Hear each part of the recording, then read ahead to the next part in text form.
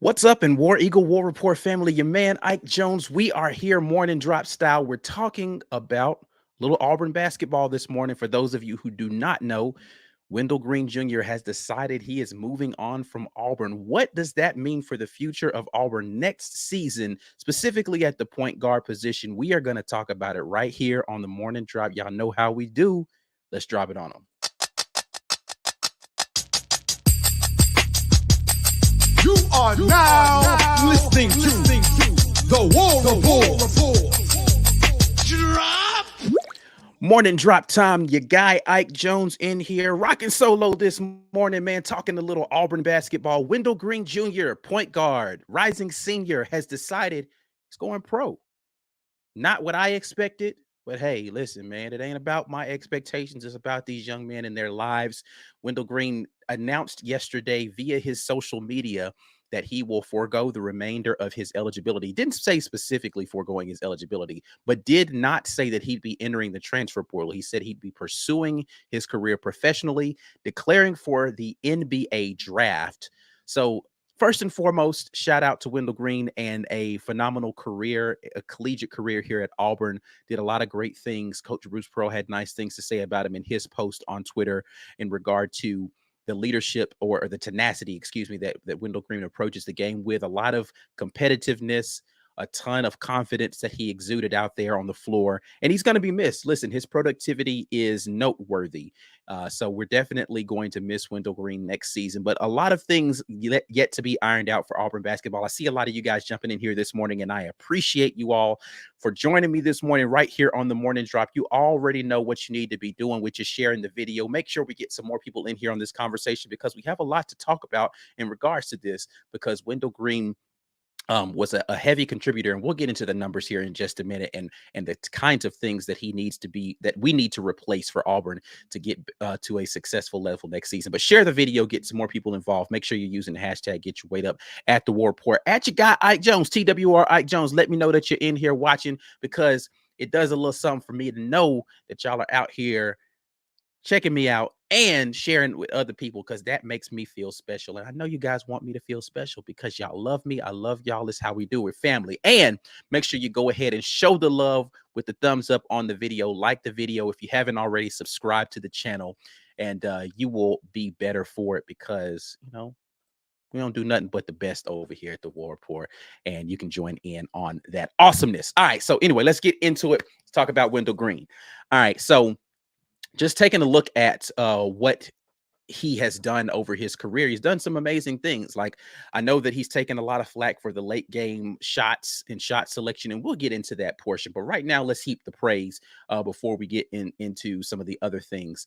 But Wendell Green was last year the second leading scorer for Auburn, was the leading scorer for a vast majority of the season. Only really the reason there's a slight differential between him and Janai Broome, who was the points per game leader for Auburn, and that's because Janai played one less game, really, so his points per game was slightly higher. So if they had played equal games, then maybe Wendell would be number one, but at any rate, he's number two. So he was the second highest point producer on the team. A lot of that, if you listen to the conversation that I had with Auburn Memes on Lobtown podcast, a vast majority of that came from the free throw line. But for a team that struggled from the free throw line, and him being the best or most proficient free throw shooter and the guy who is best at getting to the free throw line, that's something that you're going to miss from this team. So we're going to have to figure out how to reproduce his productivity from the field and from the free throw line. Then when you get into the assist game, now a lot of this had to do with his minutes for sure, but he was the most experienced ball handler and the best ball handler on the team. And his ability to distribute the basketball is something that people can't deny. He was the high man for the assists on the team. And there just weren't a lot of other guys who could get into the offense and you could put the ball in their hands and they could distribute the ball well. We had some guys who could dribble, right? Like, I'm not saying there aren't guys on the team who could dribble, but as far as running the offense and really getting you into your stuff, he was the guy on the team last year. So we're going to have to reproduce that. We're going to have to figure out how do we replace that. And then he was actually the leader in steals on the team, in steals per game. So Wendell Green did a lot of great things for Auburn basketball in his time here. So definitely going to miss the production that he was able to give you. On the opposite side of that, you know, this is an opportunity, right? This is an opportunity for young guys like Trey Donaldson, who I believe has a tremendous upside, and he has a lot of the competitive fire that you're going to get from Wendell Green. Probably not at this point, hasn't shown to be as good a scorer as far as finishing in the lane, more specifically. He shot the ball well, down the stretch later in the season. A lot of spot up opportunities. He was able to do that off the dribble. He showed his ability to be able to get to that a little bit. Finishing in the lane, probably not as good, or hasn't shown it yet. I don't know about how good he is. He hasn't played the minute, so I can't really gauge that. But I do like the ceiling that we have with Trey Donaldson as far as his athleticism. He's a little bit bigger build than what Wendell is, so he's going to be tougher and be able to finish through contact probably a little bit better. But still a lot of things as far as his ability to be able to get into the offense and make the offense flow effectively that we have yet to see from Trey Donaldson. But again, great court vision, some good things that we're going to see from him. Aiden Holloway is going to be coming in, true freshman. We know that he's got a lot of talent. An underrated part of Wendell Green's game was, I said he was the leader in steals on the team, was his ability on the defensive end. He was a pretty tenacious defender. He wasn't the best on the ball defender just because people could shoot over the top of him, right? So his height was an impediment for him being a great on ball defender, but his off ball defense and his ball denial skills really good. I don't know. I mean, he's going pro, so maybe we'll get into watch the film and talk a little bit about some of the strengths and weaknesses that you have with Wendell Green as he tries to make the transition to the next level. But definitely an underrated portion of his game. So something that and I bring that up, something that I honestly didn't see a lot of good stuff from Aiden Holloway in the very few things that I've watched from him, as far as defense is concerned. He seems to be a little upright, and hopefully, getting him in here with Coach Bruce Pearl, because that's something that Wendell Green actually improved on year over year from year 1 to year 2. I think he actually got better defensively last year, and just the effort that he was given on the defensive end. But what you're going to miss probably most is the trust that a coach has in a young man to put the ball in his hands late game and say, run my offense for me, right? So Coach Pearl clearly trusted Wendell Green. For whatever people feel about that decision to trust him, he clearly trusted him late game to go out there and do things. And he puts a lot of responsibility in the hands of his point guard to be able to make those decisions in those moments. He doesn't call a lot of timeouts late game. He doesn't call a lot of timeouts to stem the tide. He wants his point guards to go out there and control the basketball game and make good decisions to get us in the right situations. But what I think that you will start to see as we started to get into this next phase of Auburn basketball, that's going to be absent of Wendell Green, now going to be absent of Chance, potentially. He has it. Interestingly, Trey Orr made a very definitive, social media post once the rumors started coming out about his intent to enter the transfer portal. I haven't looked at the transfer portal itself to see whether or not he actually put his name in yet, but he did do the whole social media post. Thank you, Auburn family. It's time for me to move on type of thing, right? Haven't seen that from Chance Westry yet. So I don't know if there's a chance that Chance returns, but, we'll see. Maybe Wendell leaving gives you an opportunity to have Chance to come back into the fold, because those minutes at guard are now going to be distributed elsewhere, right? So when you look at the guard position, Zep Jasper gone, Wendell Green gone, and those were two guys who played the vast majority of the minutes at guard, right? So you really only have Trey Donaldson left.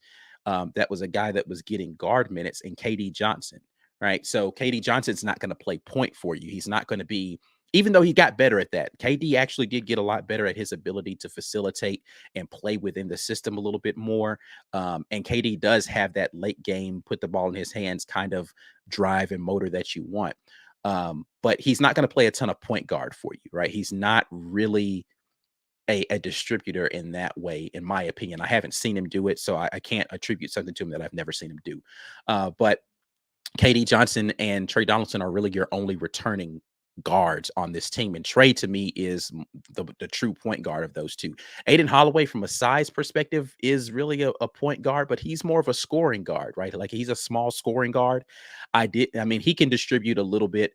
But again, I don't know if you're going to put in the hand of a true freshman who has yet to really show his propensity on the defensive end, and you're going to lose a lot. You're losing Zep Jasper and Wendell Green, two of probably your better point guards or ability guards in the defensive end, because KD has some lapses defensively. Trey Donaldson gives you a lot of good effort defensively. I'm super high on Trey Donaldson. So looking forward to that. But I say all that to say Chance Westry actually would work really well within the system to be able to get minutes, to give you a big guard that can be on the ball and give you ball pressure and disrupt things on the defensive end when you're going to again have a small backcourt. When you look at Trey Donaldson, KD Johnson, and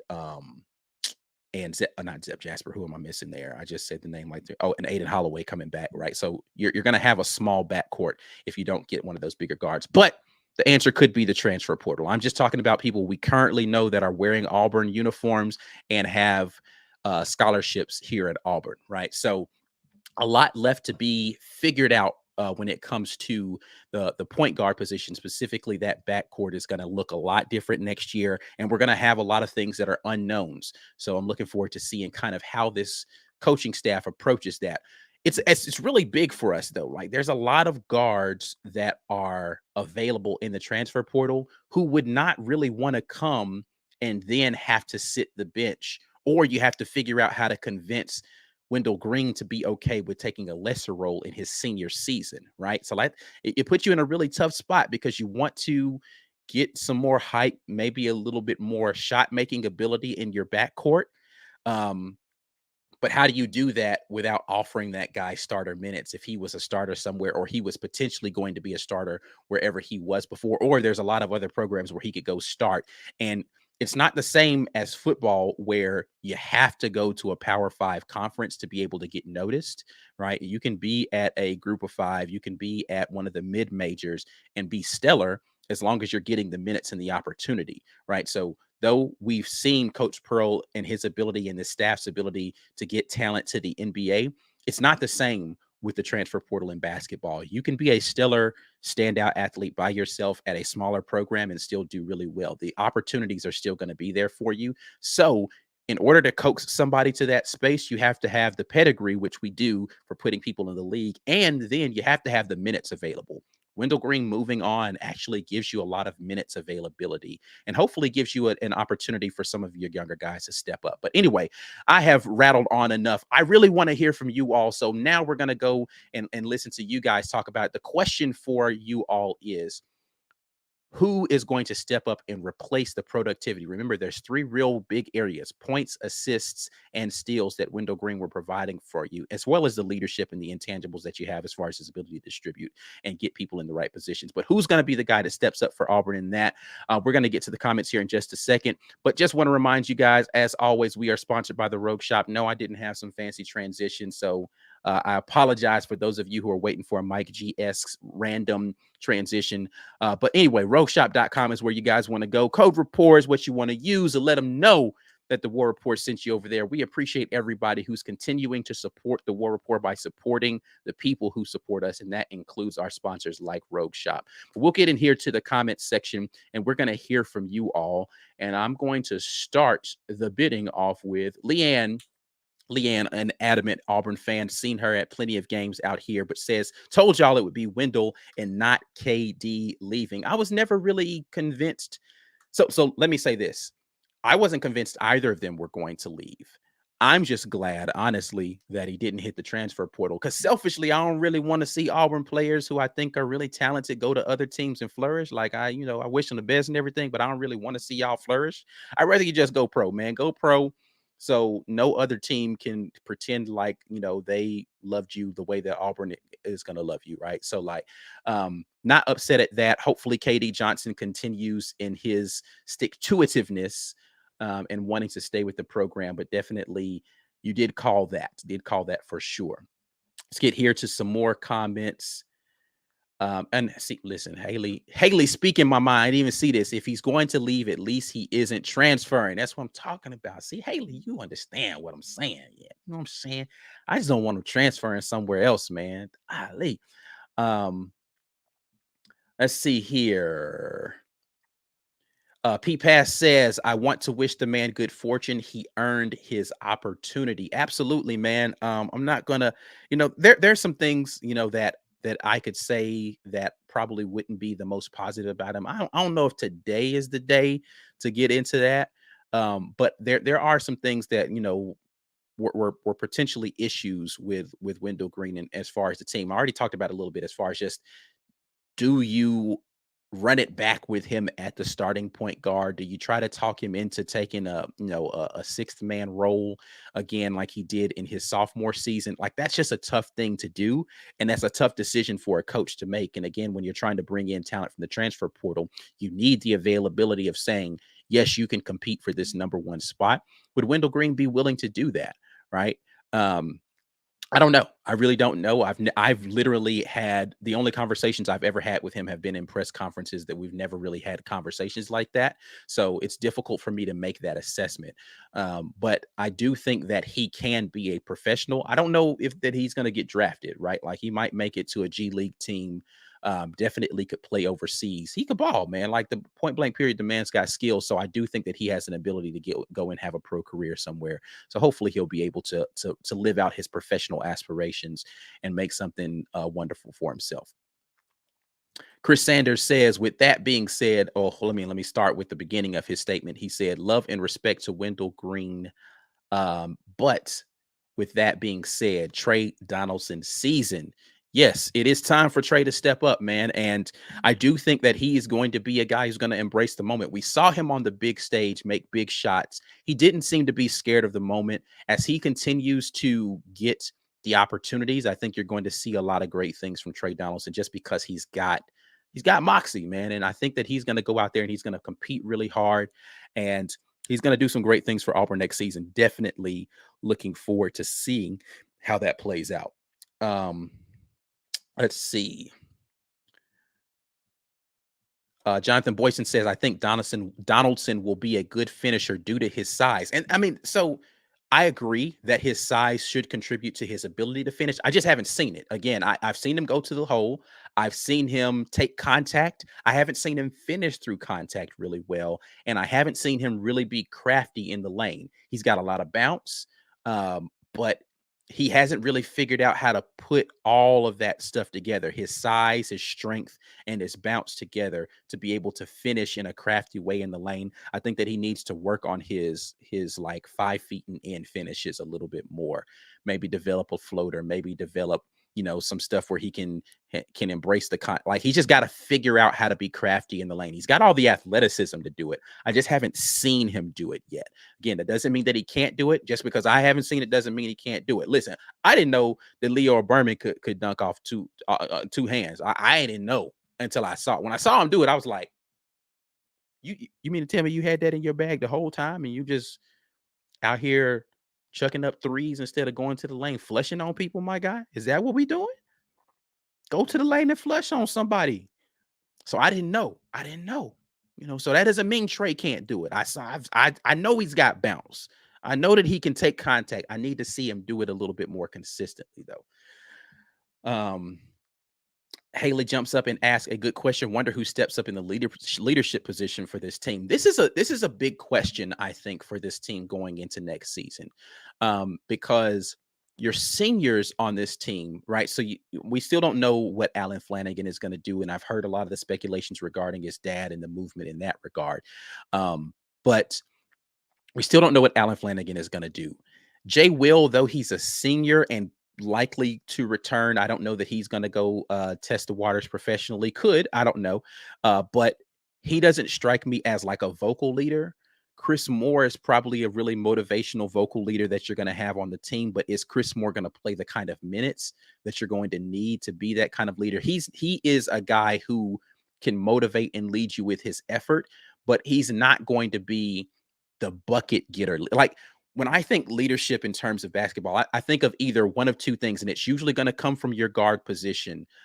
It's going to be a guy who can control the offense, whether he's a scorer or not, but he's going to be tenacious defensively. He's going to get you in the right situations offensively, and he's really going to make sure he's directing traffic the right way. Or it's a guy you can say, give him the ball and get out of his way. He's going to go get you a bucket, right?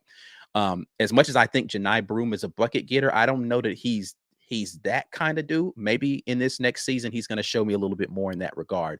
But the question remains is who's going to be that primary bucket getter / leader on the floor floor general for this team next season. I do think that Trey Donaldson has a little of that in him. So looking forward to seeing what's going to happen with him.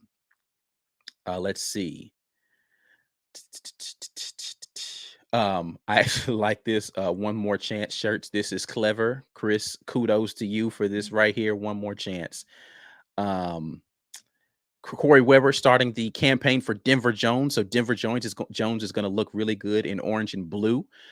Denver Jones would be a good addition to this team. I think, again, with not having Wendell there and having the availability of those minutes, along with Zep Jasper, the availability of those minutes, you could coax a guy like Denver Jones here. The question is going to be about KD Johnson, right? Like KD is going to be a senior next year. Is he going to be okay being like a dynamic sixth man for you, right? Is he going to be okay being the first guard off the bench? Because again, with the transfer portal, Denver Jones isn't going to come here and want to be a sixth man. He's going to want to come here and be a starting guard for this team. So you're going to have Trey Donaldson likely as your starting point guard, unless Aiden Holloway is phenomenal, right? Like I've seen him score, and I know he can put the ball in the bucket, right? Like I get that.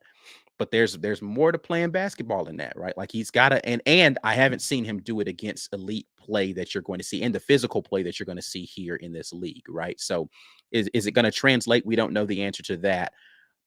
But can he get you in your offense? Can he run your stuff? And is he going to be a liability on the defensive end? I don't think you have that worry with Trey Donaldson. I think you're going to get some good defensive intensity. I know physically he can hold up against it, and I know that he can get into your offense and he can score. So I don't have worries about Trey Donaldson in that way. Not saying I have worries about Aiden Holloway. I'm just saying I haven't seen it. True freshman coming in. Some people don't make that jump. Listen, we saw Chance go over there and look great when he was playing in Israel. He came over here, injury aside, didn't look so great. Same thing you have for Yohan Trey Orr. I've seen him do it against lesser competition. But when the competition gets stiffer, does that stuff translate? And some guys do and some guys don't. So waiting to see on Aiden Holloway as to whether or not he's going to be able to do that. Corey Weber is confident in Bruce's ability to get Aiden to play defense. He says Aiden will have to play defense. No choice under Bruce. This is 100% correct. Listen, he's not going to play a lot of minutes if he's not going to play defense. Bruce Pearl will sit him down so fast if he's not going to be out there giving you at least effort defensively. I'm not saying he's got to be a proficient Zep Jasper on the ball dog defensively, but I just didn't see a ton of, like, again, and I know one of them was a high school All-American game, but those kids in the McDonald's All-American game were out there actually playing defense. They were out there getting after it in this game. This wasn't your typical kind of, free-for-all all-star game that they had this year. They were playing ball this year. Now, they scored a lot of points, right? And so I'm not saying that it was lockdown defense. They just hadn't played together well enough to really be able to play that. But the effort was there. Didn't see a lot in terms of defensive effort from Aiden Holloway in that game. Then you fast forward to the game that he played where he was with his actual team that he's with all the time. Aiden Holloway didn't look like super impressive defensively for me in that game either, right? So he's going to have to play defense if he's going to play for Coach Pearl. Make no mistakes about it. If he wants to play big minutes, he's going to have to play defense, right? And so he's just going to demand that of his guards, specifically the point guards. He's going to want you to do that. Let's see here. Valencia says that Trey and KD will have to pick it up now. Listen, we don't have any choice but for those guys to do it. I agree with you, Valencia. We need to have guys step up. I think if KD Johnson continues on the trajectory that he was on at the end of last year, I think KD is going to surprise some people next year. Again, if he continues on that trajectory. I don't think that we've seen KD Johnson's ceiling yet. He is a fierce competitor, not scared of the moment, playing a lot better within the system. He was playing a lot more composed. He still has a very doggish mentality when it comes to going and getting buckets. Doesn't mind getting contact. Needs to get better from the free throw line. He had been a good free throw shooter. That regressed a little bit. Started to pick it up towards the end of the season. And then defensively, not great in his rotation sometimes, but very good at anticipation in the passing lane. And on the ball, I think that he's a very capable defender. I think sometimes he had gotten into that mode or he didn't come out of that mode of giving the alleyway to a shot blocker like Walker Kessler, which we're going to talk about at some point in time, the necessity for Auburn to go pick up a shot blocker. But giving the alleyway to the shot blocker so that he could be a little bit more loose at the top. Maybe he needs to figure out that a little bit better. But I do think KD Johnson is going to be able to step up and play some big minutes for Auburn next season. Leanne jumps back in and says, Trey plays point like a free safety. He's so athletic. He impressed me in Beham. Listen, I love he has, and of course he was a two-sport athlete, and he had a football scholarship as well here to Auburn, or an offer to play football. And he plays ball in that way, just very doggish, and he likes to play aggressively. He has a tenacity about him that I really like. I'm excited about Trey Donaldson, man. So definitely looking forward to seeing what he's going to provide. See some other people in here wanting to see Denver come in. Hugh Rayleigh says Denver come home. So Denver Jones, another thumbs up from somebody here. Chris Sanders agrees with Crafty. That's the word for win. Absolutely. And listen, you kind of have to be when you play at that size. You have to be crafty. Listen, there were, other than his ability to kind of finish in the lane in some ways because he had to around the trees, his ability to draw contact and go to the free throw line, he understood that when he needed to get his game going and he needed to contribute offensively and it wasn't necessarily happening for him from the field, he could go to the free throw line, and he's a good free throw shooter. He understands how to do that, how to draw fouls, how to really get in there and make things happen offensively when he's not having the great field goal game.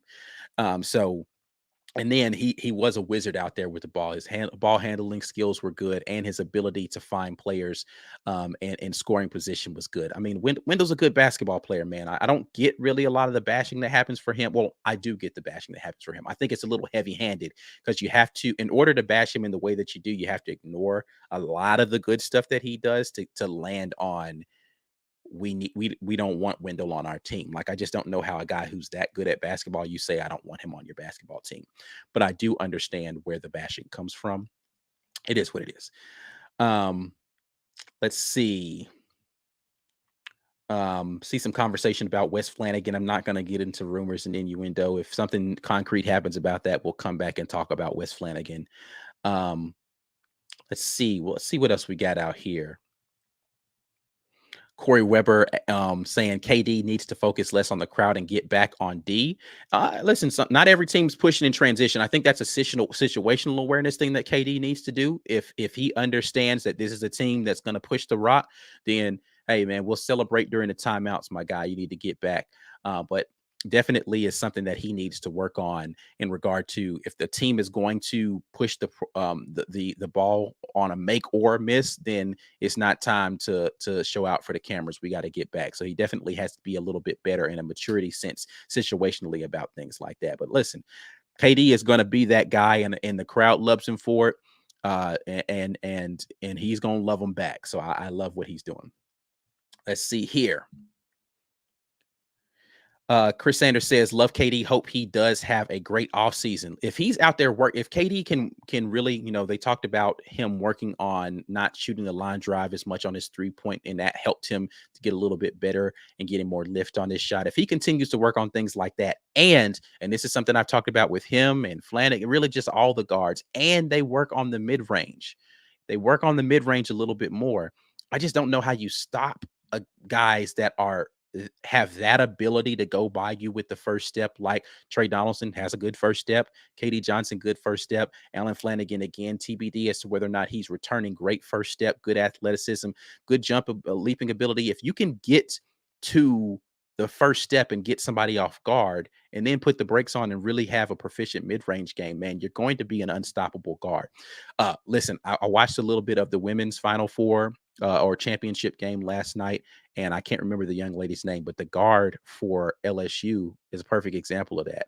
She was just getting to her mid-range and getting buckets all night. She wasn't trying to hoist up threes. She was just going to get buckets from the mid-range consistently over, because most people don't guard the mid-range particularly well. This happened to us in the final, in the game against Houston, right? Houston was killing us from the mid-range. They didn't shoot a lot of threes in that game. They shot some, But most of where we were getting destroyed was in the mid range because a lot of teams don't guard the mid range particularly well, right? So if you can get to that mid range and you can be proficient, you can make a living. I will preach that until the end of my days. Mid range is where you make your money. Matt Reeves jumps in and asks, Ike, would you rather Chance stay and play the two with KD coming off the bench or get a bigger score at two? You will also need a starter at three and a backup four. I would rather have Chance stay because I think he provides you something defensively and he already is kind of he's into the culture of what BP wants to do. His understanding of that is going to get you dividends in that next season. I'd rather have him stay and figure out how to get your scoring. So here's the thing. I don't know that Chance would start at the two. I can't see a lineup having Trey Donaldson at the one and Chance at the two that's going to have a good opportunity to score a lot, specifically from the perimeter, unless Trey just really stays on that pace that he was at the end of the season where he's shooting the three-point ball the way that he was, because you need to be able to spread the floor for Janai to be able to be better. The only other recipe you're going to have is Jalen Williams coming back so that he can spread the floor for you, get some more three-point shooting, or the three-man position that Allen Flanigan either steps up and continues to play in the more aggressive scoring way that he was towards the end of the season, or you get someone from the transfer portal who can do that. You've got to have a more ball in his hands score than we've seen Trey Donaldson do. Then I don't think that Chance really is that kind of guy. You need a little bit more of that in your starting lineup because that's usually going to be your finishing lineup. And if you can't finish with scoring on the floor, then you really don't have a lot of opportunities to get big wins down the stretch. We saw that too much from Auburn. But to answer the question again, I think I would like for Chance to stay.